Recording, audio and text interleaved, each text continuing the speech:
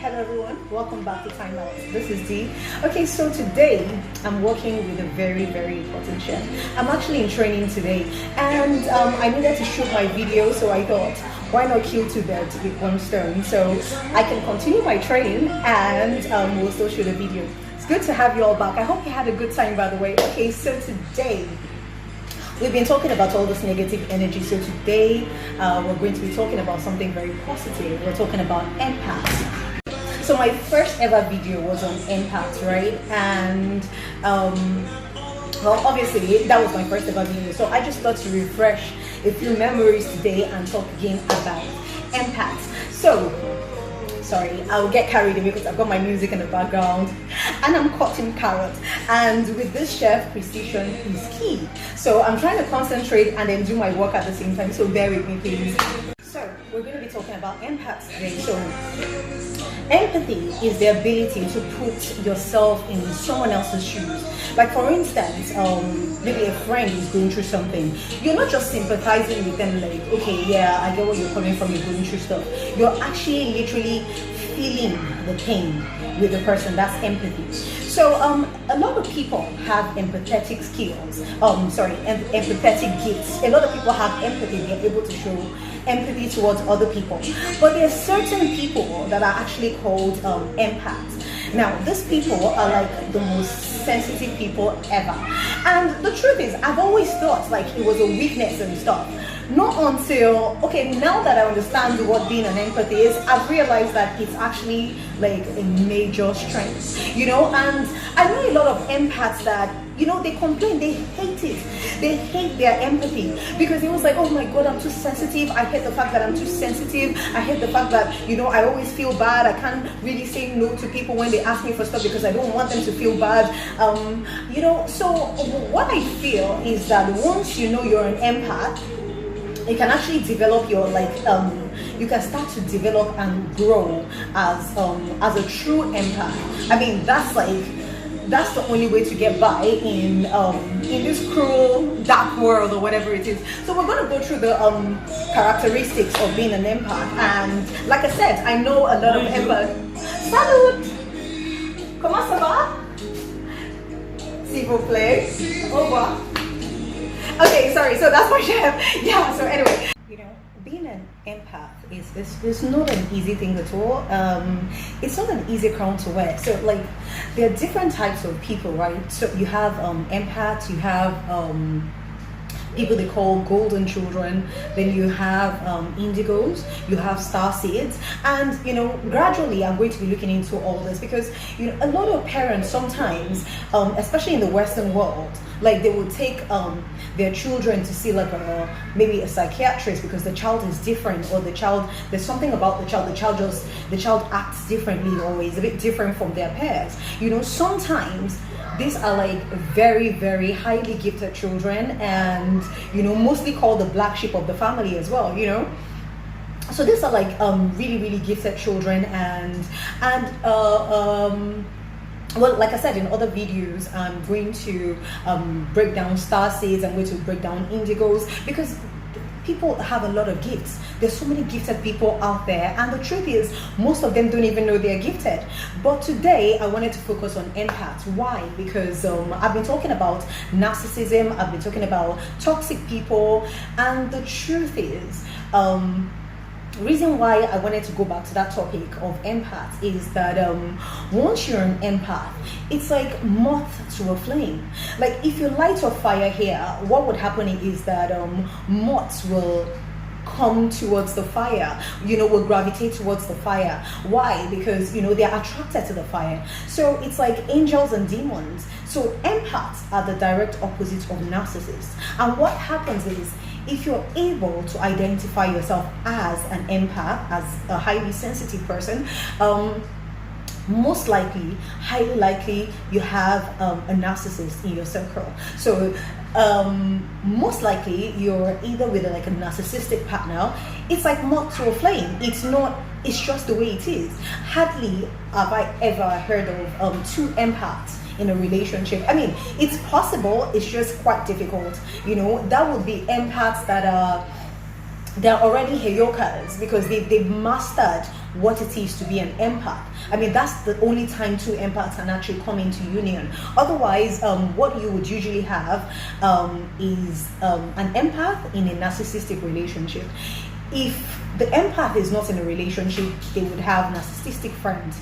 If the empath does not have friends, they will have a narcissistic family member. It's like moth to a flame. It's like a war of dark and light, pretty much, kind of thing. So that is just the way it is. So I'm going to break down the characteristics. I always mix that up.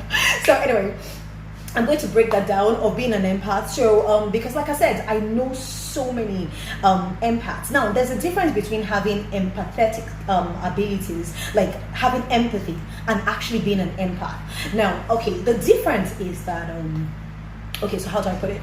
You know, like when it's raining and a lot of people wear like raincoats, not so much umbrellas, like raincoats, and they're wearing the raincoat so that the rain will not hit their clothing or their skin or whatever it is.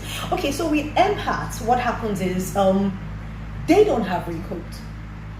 So while regular people have some sort of protective covering, with empaths, they don't have that. They are open. So empaths are really, really open, which is why most of the time they attract a lot of narcissists. Reason being, they have no protective covering. They're just people with their third eyes open can literally just see an empath. They're open. There's nothing. There's no shield. There's no covering. So hence why they're really, really sensitive people. Now when I say sensitive, there are two different types of sensitive people. There are empaths and there are people called highly sensitive people. Those are just the people that they're just really sensitive. Things get to them very easily. They get really upset about things easily. Not so much upset about things easily, but they're just quite sensitive to words. They're just quite sensitive people. With empaths, on the other hand, they're actually sensitive to everything. Not just words, not just people, but also to energies. So what happens is that if an empath walks into a room and people don't really like them, they would feel extremely uncomfortable because they can feel hatred, they feel energies, they feel negative energies, and an empath cannot survive in negative energies. What would happen is they would really just separate themselves from that. So okay, so let's break down the characteristics of actually being an empath. So if you are one, you need to protect yourself, protect your energy, and look into your circle as well. Okay, so first of all, now other people have some of these characteristics.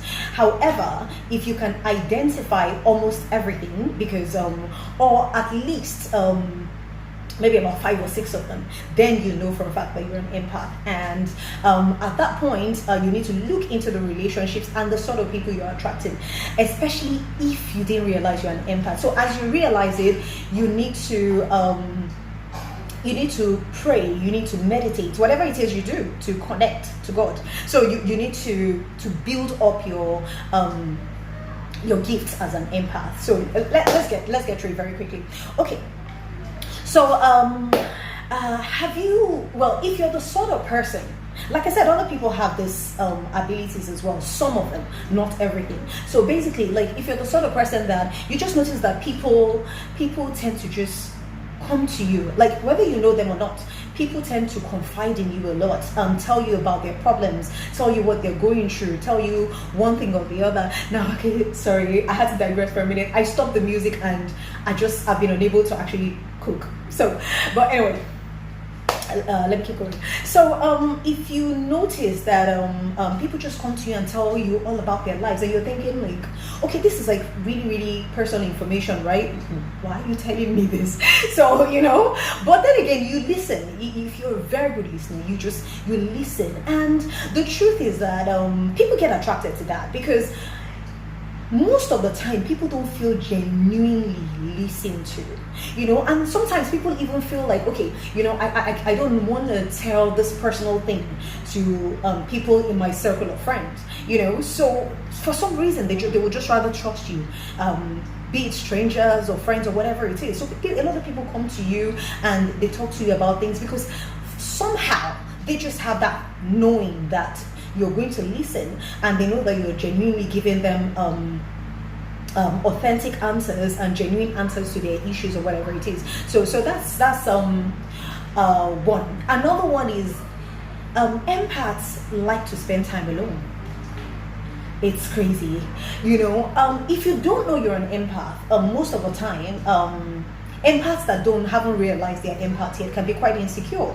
Not insecure because they're not secure in their own skin. It's just when they go out, they feel awkward. They kind of feel that, feeling like you don't really belong. You don't know where you fit into.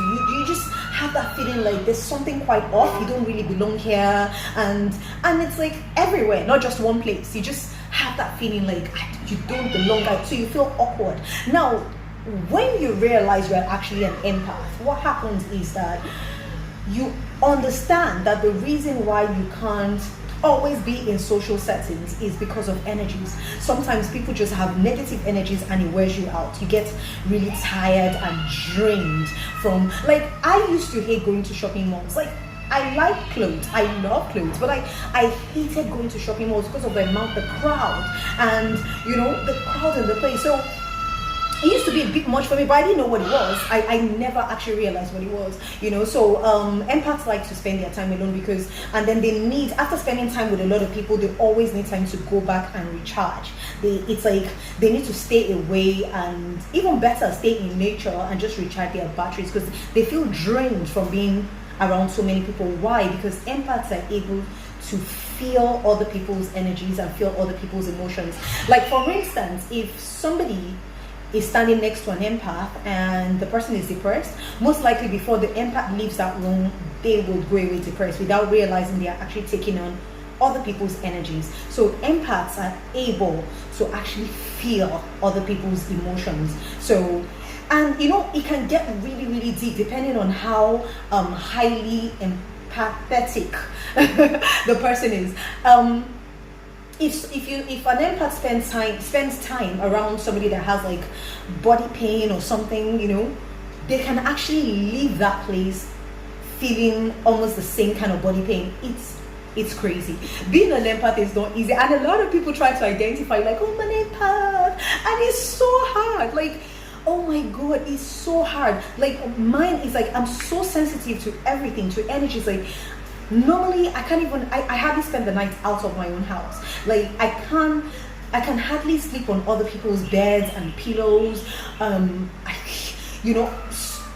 If I don't wear like a t-shirt or something for about 4 months, I probably won't be able to wear it again. I'm like that sensitive to everything. So there are times when I just need to stay away from certain things because of the energy. Something about the energy would have, it can be quite tough. So yeah, that's another characteristics. Another one is empaths are highly, highly intuitive. Now, some of them are downright psychic. Yes, they are almost psychic, pretty much. Now, the difference is that if you don't know you're an empath, sometimes you just feel like you know certain things. I don't know. Like, you just feel like, okay, you just know things before they happen, or you just know things, you can feel things, you just generally know stuff, like, but the truth is, if you don't know you're an empath, sometimes you will doubt yourself because you're thinking, nah, I can't just, okay, for instance, you're with your friend and you just have a feeling that this person is upset with you, but the person is smiling with you. Now you will doubt yourself because the person is playing a very convincing role, like a Decepticon. The person is playing like a really, really convincing role, and they're smiling and they're happy with you, but you just feel that there's something wrong. Now, if you don't know you're an empath, most likely you can doubt yourself. Like, okay, maybe I'm just being paranoid or whatever it is, But being an empath, as you grow, as you develop your gifts as an empath, then you realize that you're highly, highly intuitive. And even as you go further, then you realize how psychic it can be. Like, for instance, I tell people I'm a child of the universe. Everything speaks to me. Music speaks to me. Everything, literally. So even as you develop, you realize that your life can be absolute magic being an empath. So don't let anybody call you overly sensitive, or don't let anybody call you weak. I used to think it was a weakness, and I was really insecure about that. I hated certain things, like being so sensitive and being uncomfortable. I would just go to certain places, I'll be very happy, then I'll leave there, I'll be very depressed, or I'll be very angry, and I didn't even realize I was taking on other people's energies. Or I would go to a place and just feel a certain way, feel drained and tired, and the next day I won't even be able to get out of bed at all. So sometimes, yeah, being an empath it can be quite, but it's I mean, empaths don't have street sense. Like, let me just put it that way. There's a certain naivety to empaths, like they're very almost naive. Don't get me wrong. Like, empaths can drink, smoke, do whatever it is, party, whatever it is, intimacy, sex, whatever. Yes, but there's still, it's almost like being in a corrupt world but not being corrupt, because they're still able to hold on to a certain type of innocence, like a certain type of, okay, innocence in terms of for instance, like somebody that is like really, really bad or has been bad to them, an empath will easily forgive and probably just be good to the person anyway. People are like, are you crazy? This person is going to do this to you. Do you understand? So they're still able to retain a certain level of naivety, So well, yeah. So what they lack in street sense, so to speak, they have in intuition. So that's how empaths protect themselves. So whilst they lack street sense and how to play people and how to be overly smart and how to be, the street thing, empaths are actually quite intuitive. Okay, so very, very high discernment. They just, you just feel like you just know things. You feel it. You don't know how you know, but you just know. So anyway, so not everything, I mean, just certain things. Then empaths have a built-in BS detector, bullshit detector, lie detector, whatever, what you may call it. Empaths have that, they really do. Seriously, empaths literally can smell a lie from like 20 miles away. I mean, if you're focusing, that is, because for me, I have an attention of like a fly, literally. So I don't always focus, but if I decide to actually focus and listen to what this person is saying, I can actually, you can tell. You don't know how, but you can tell. So like I said, what you lack in street sense as an empath, you actually have in intuition and discernment. Okay, empaths are highly considerate and mindful of other people, because you just don't want people to feel bad, and hence why empath tends to not to say no a lot.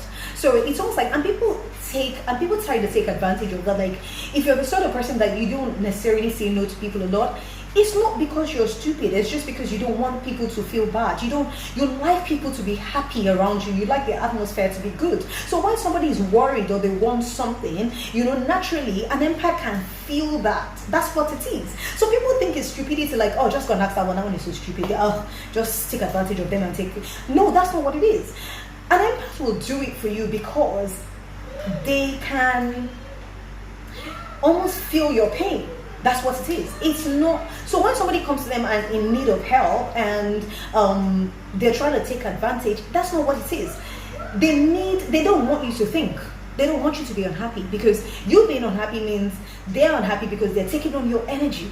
So because an empath always tries to make everybody happy and everything good and everything great, what would happen is that you would see an empath willing to quickly help and just help the person out of that situation. Not because they're stupid, just because they don't want to take on negative energy. They need the atmosphere to be positive. Then another one is that empaths are highly empathetic. Their empathy is really up there. Normally, if you're an empath, you notice that you probably can't watch the news a lot, because when you see suffering on the news, it's so real. Like, the suffering is so real, and people are actually going through real stuff, and it gets to you. Literally. So you can't watch people suffer. You can't, there's certain things you can't do. You get to watch the news because obviously you want to keep up to date with what's going on in current affairs with current affairs, but you don't want to see the sad stuff, because then it makes it like really real and it gets to you. So I'm trying to rush through this.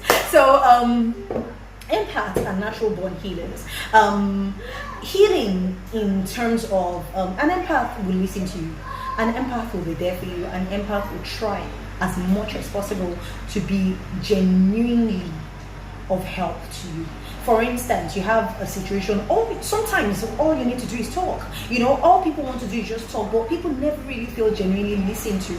You know, so but if you have a friend that is an empath, most of the time, what they'll do is tend to put their own stuff aside and listen to you and be genuinely there for you, and that in itself is very healing. You know, emotionally, mentally, whatever it is. So so empaths are natural born healers.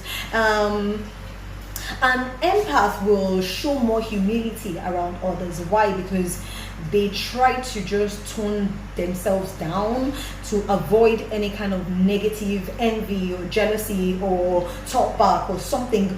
Empaths just can't thrive in negativity. Let me put it that way. They can't, because they just it's totally against their makeup, you know, to be able to stand negativity. So when people have negative energies like envy, anger, whatever it is towards them, they can feel it. They know that. They know. Let me put it that way. Like I said again, they can sense negativity and hatred. They can sense it from 10 miles away. So what would happen is, you know, you would tend to, as an empath, you go to a party and 10 minutes later you just want to leave because it just feels off. You know, so you just know that it's the energies. Empaths can't thrive in negative energies, and they tend to sense discrimination as well, because you know a lot of people look at empaths as maybe stupid and somebody you can walk all over and you can take advantage of. And like I said, as you build your gift as an empath, you realize that it's actually more of a strength than a weakness, and that way you can actually take your power back. That way you can discern the people in your circle. That way you can discern the people you spend a lot of time with. Because like I've always said, mental health is a new wealth. Reason being, if you're in a good mental space, you can get more done, you can be more productive, you know. And empaths are put on earth to raise the vibrations of the earth because of their solid positive energy. All right, so thank you. I have to go back to work now. I've still got my carrot and my knife. I need to go back to cutting. Thank you all. Au revoir. Bye.